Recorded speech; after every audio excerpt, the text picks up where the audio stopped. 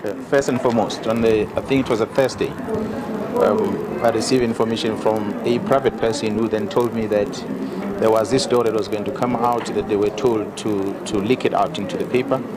And subsequent to that, I asked the National Commission about it, and he was not aware.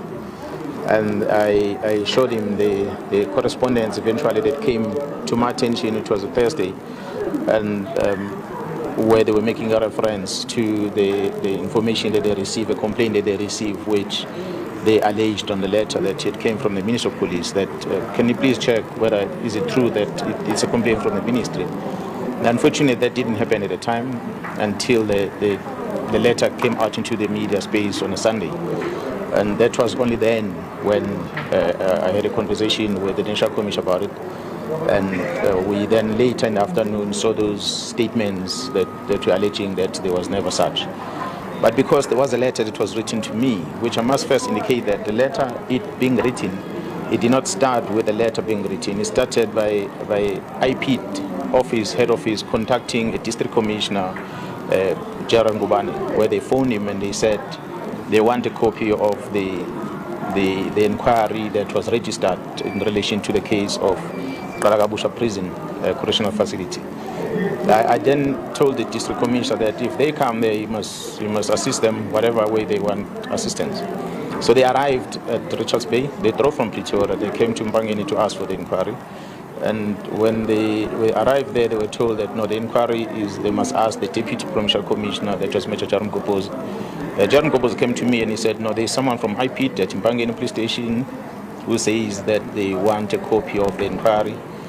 I then said, no, but I don't know who the person is. They must give us in writing. So initially they came all the way to Richards Bay without anything in writing. So after he asked about that, they must give it in writing, they went back to Pretoria. And subsequent to that, we then received a letter. So the letter then demanded that I must deposit a statement about my knowledge of what had transpired on the 8th of January 2023 inside that correctional facility. And they gave me due date of Wednesday after the following week after they gave me the letter.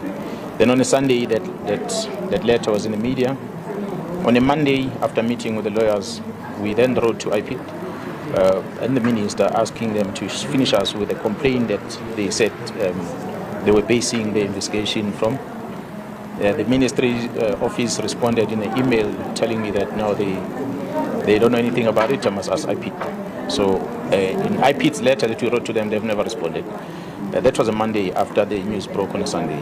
Tuesday, the head of investigation of I-Ipid came to my office and he gave me the letter which he says they are withdrawing the letter that was asking me to give them the statement. So we have not deposited in statement because they withdrew that letter. That's almost, 2 or so weeks ago? We just didn't talk about it because they asked me not to go public about it. So I'm still waiting to see what is